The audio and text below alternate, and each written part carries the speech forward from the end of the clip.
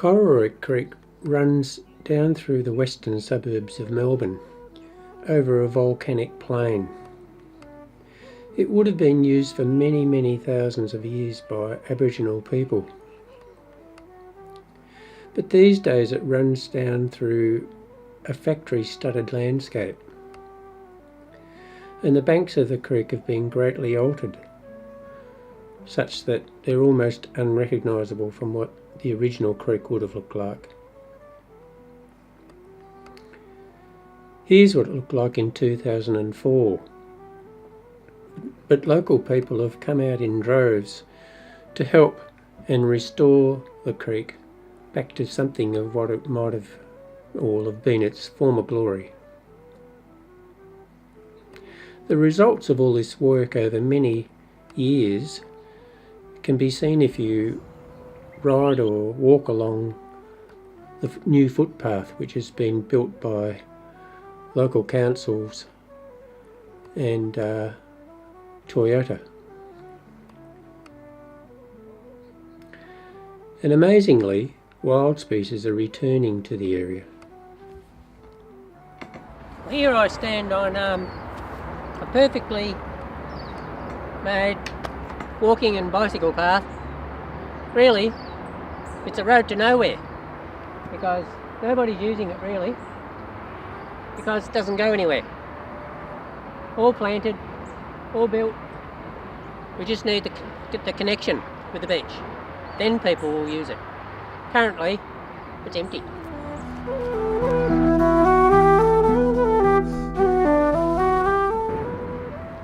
If you've ridden a bike or walked all the way along the Cororoit Creek Trail, this is as far as you can get. It seems ridiculous because it doesn't go anywhere. Over here there's factories, over here there's container shipping, and over here behind me is an enormous tip. We've got to continue the work and connect this trail down through to Cherry Lake and connect it to the beach. That way the trail will actually be used because it's not being used at the moment. I could swing this camera around and you can see the place is empty.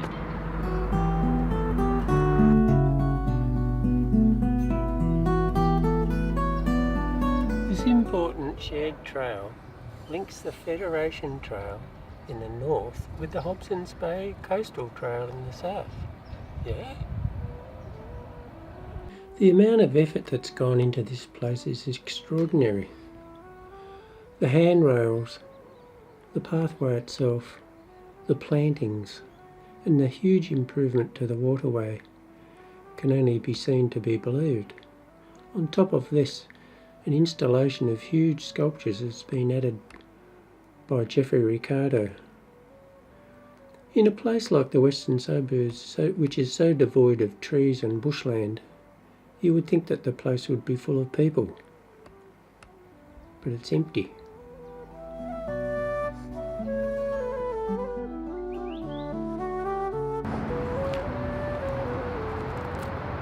This bluestone bridge was built in the 1880s, and it was the main access to get from Melbourne down to Geelong and also to Ballarat. So it would have been a fairly busy place in those days. But you can see now it's very neglected. There's a new bridge here on my right hand side with all the traffic still heading over it.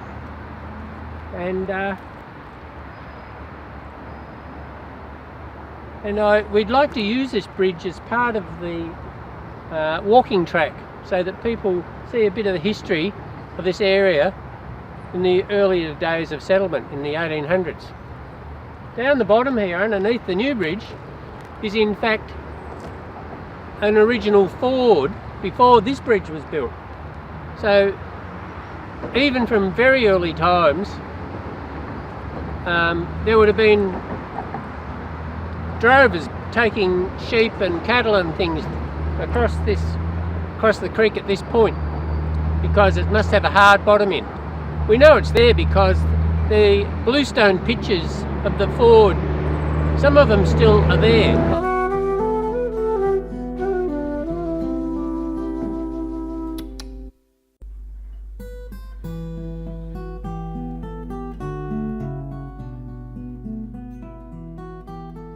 So this is some of the oldest of the plantings along the creek. Began here probably 25, even longer, years ago. And you can see that they've grown into fairly mature trees at this stage. Not old enough yet to form hollows, of course, but certainly better than what was here before. Also over there's a little table and chairs and a large rock on which are the names of some of the people who've worked on this project but have passed on at this stage.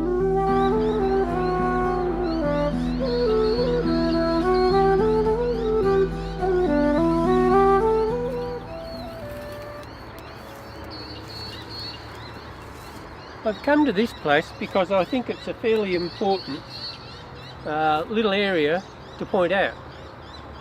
It's probably one of the only places on the southern reaches of Cororoit Creek which has never been subject to development or land change. Only on the left side of here, up on the hill. So down, running into the creek is the original escarpment of the creek. On the right hand side, where the trees are, was once an enormous tip, and that's been planted for some time and we're still adding plants to it.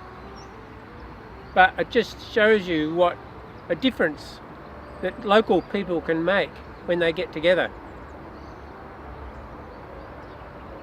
This place is also important because you can actually find the little stone chippings from the days of when this was a tribal area, and it's not that long ago.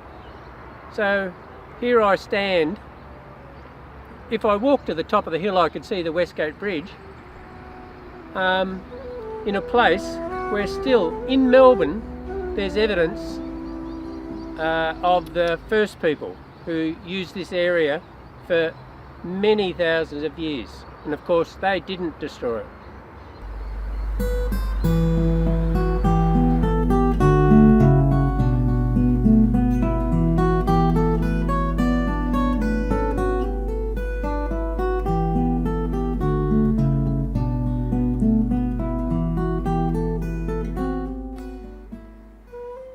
The back boundaries of the factories hasn't been a pretty place for 100 years. But local people are coming out and transforming this boundary into something of beauty.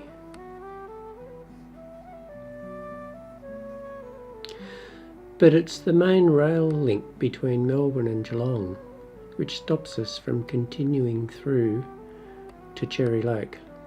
Here you can see the pathway running along the creek, which stops at this bridge currently. But it's really the rail line which cuts the creek at this point, which is stopping us pushing the trail through to Cherry Lake in the background here and on to the sea. Local people are still coming out and changing boxthorn-ridden landscape into a beautiful bushland and green corridor. It's amazing the amount of work and enthusiasm shown here. Ordinary people can't build bridges, nor can they tunnel under railway lines. But I think it's fairly clear by their actions and what you can see, what they're trying to say.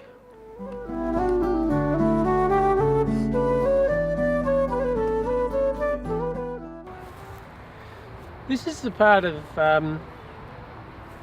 Altona, it's called Cherry Lake, which the Cororoit Creek walking and bicycle path we hope will one day connect to. Currently, people who walk from the northern suburbs can't get to this place easily without having to walk across major intersections and very busy roads.